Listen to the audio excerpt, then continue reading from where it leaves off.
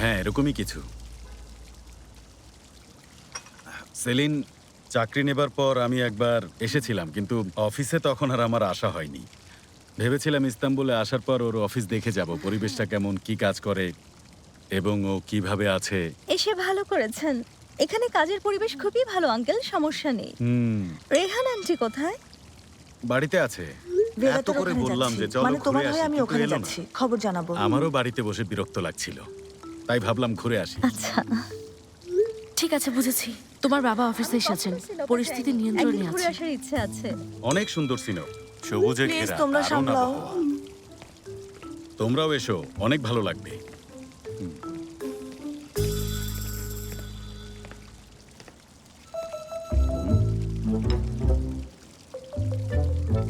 ওকে। বুরাক, একরাম স্যারের ছেলে, একরাম স্যার। আমাদের কোম্পানির মালিক। দেমির দেরি করে অফিস যাবে, ও আসার আগেই পাঠিয়ে দাও, দেমিরকে যেন না দেখে। তার মানে এই অফিসের দায়িত্ব ছেলেকে দিয়েছেন?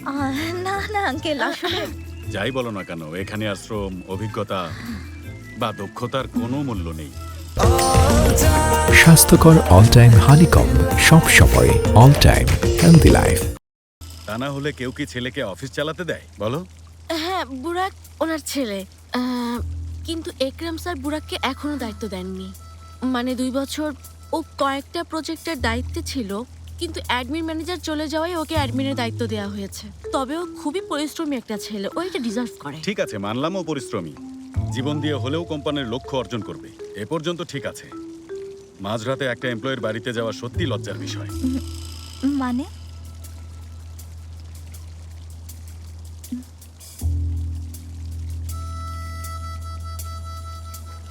মানে সেলিন সকাল পর্যন্ত কাজ করেছে, তো এই জন্য বললাম আর কি।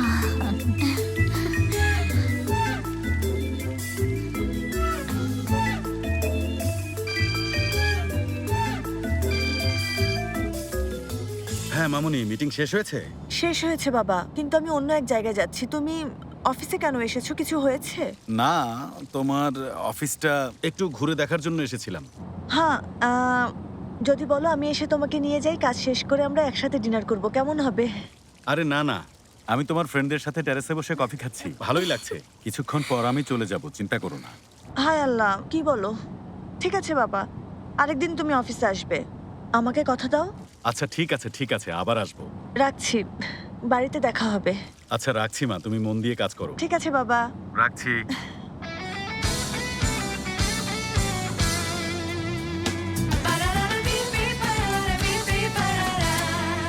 সিনাপের সব ধনী ধনী পরিবার এসেছিল।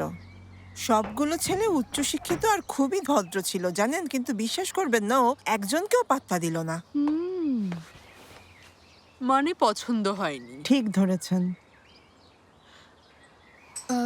কিন্তু রেহান আপা, আসলে আল্লাহ পাকের হুকুমও থাকতে হয়। ওর জায়গায় আমি থাকলেও বিয়ের জন্য হ্যান্ডসাম আর কর্মঠ ছেলে খুঁজতাম। মানে কাজও করবে, আবার পরিবারের খেয়ালও রাখবে। কি ঠিক বলিনি? তা তো বটেই, তাই না? হ্যাঁ, কিন্তু পছন্দ তো ওকেই করতে হবে। তবে আপা শুনুন, সবাইকে আপন ভাবে এমন ছেলেকে জামাই করা উচিত। ছেলে হবে ভদ্র আর সুশীল, পরিবারের সবাইকে সম্মান করবে, আর আপনারাও জামাইকে নিয়ে গর্ব করবেন, তাই না? মুরব্বীদের খেয়াল রাখার মতো ছেলে আজকাল খুঁজে পাওয়াই মুশকিল। ঠিক বলেছো, এখনকার ছেলেরা এরকম হয় নাকি? তারা কোনোভাবেই পরিবারের দায়িত্ব নিতে চায় না, বুঝলেন আপা? এমনকি বিয়েটা পর্যন্ত করতে চায় না। কিন্তু আমাদের দেমির এরকম না, ঠিক সময়ে বিয়ে করার জন্য জাপান থেকে দ্রুত চলে এসেছে। তাই?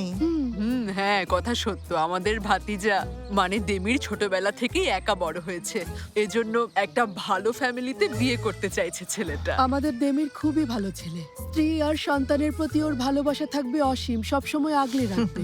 আর স্ত্রীকে তো ও রানী বানিয়ে রাখবে, পরিবারকে কখনো কোনো কষ্ট অনুভব করতে দেবে না। আল্লাহ যেন ওর ভাগ্যে ভালো কাউকে রাখে। মনে হয় ওর ভাগ্যে ভালো মেয়ে আছে। হয়তো কাউকে পছন্দ করে। আচ্ছা, কাকে? মেয়েটাকে সেটা বলেনি, যেহেতু মেয়েটার ব্যাপারে সিরিয়াস, এর মানে বিয়ে করতে চায়। তাই? আচ্ছা, মেয়েটাও কি ওকে পছন্দ করে? জানি না আমি, আমাদের তো কিছু বলেনি। সত্যি বলতে আপা, দেমিরের মতো ছেলে পাওয়া মেয়েটার জন্য সৌভাগ্যের বিষয় হবে। ইনশাল্লাহ। আসলে কি অনেক সময় পরামর্শ ছাড়া ছেলে মেয়েরা কিছু বিষয় বুঝতে পারে না, তাই না আপা? কি আর বলবো, আল্লাহ যা করবে ভালোর জন্যই করবে। ইনশাআল্লাহ।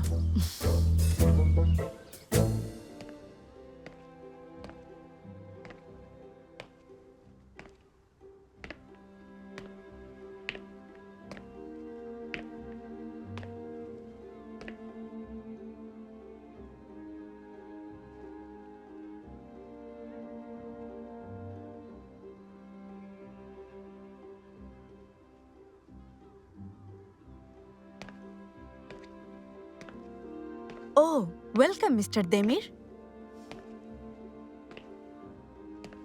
বাহ, দারুণ।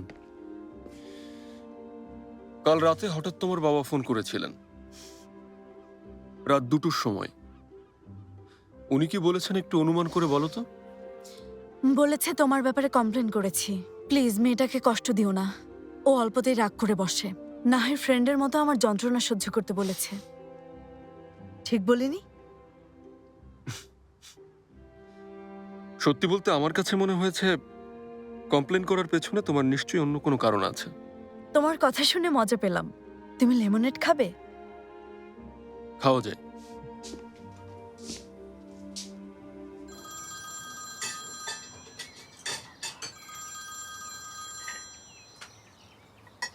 হ্যাঁ মামুনি। মা কি করছো? বাবার সাথে মাত্রই কথা হলো, বললো তুমি বাড়িতে। তোমার একা একা বিরক্ত লাগছে না তো? না একদমই না, ফিরোজে আর লেইলা আপা এসেছেন।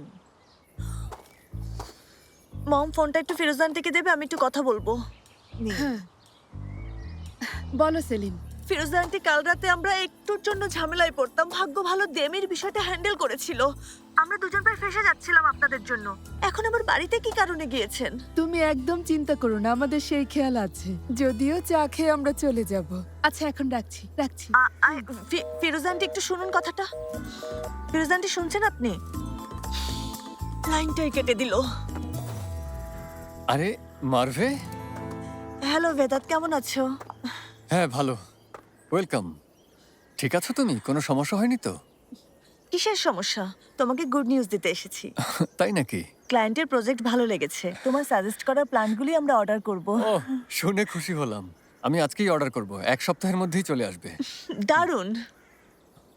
আচ্ছা মারভে, তোমার টেবিলে ফুলের গাছ রেখে এসেছিলাম, পেয়েছিলে?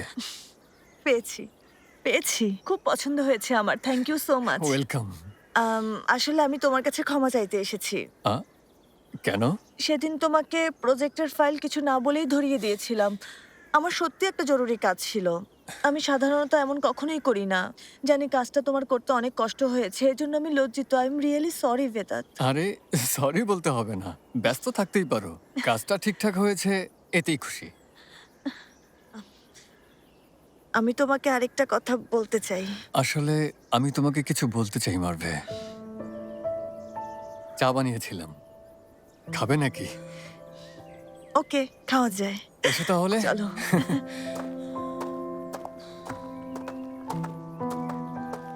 Thank you so you are much. Welcome.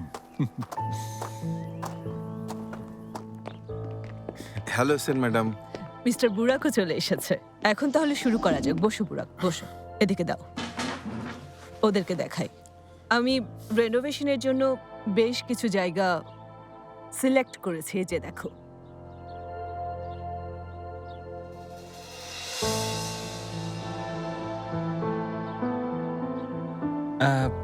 এই জায়গাগুলো কি সব আপনারই ম্যাডাম? হ্যাঁ ডিয়ার, আমারই। এই জায়গাগুলো কোন কাজে ইউজ হয় বলতে পারেন? প্রয়োজনের উপর নির্ভর করে, অনেক কাজই হয়, মানে মাল্টিপারপাস। মিস্টার দেমিরের কাছে আপনার যে রিকোয়ারমেন্টস থাকবে সেটা লিস্ট বানিয়েছি সেন ম্যাডাম। হ্যাঁ, খুব ভালো। সেগুলো কি বলো, আমি শুনছি।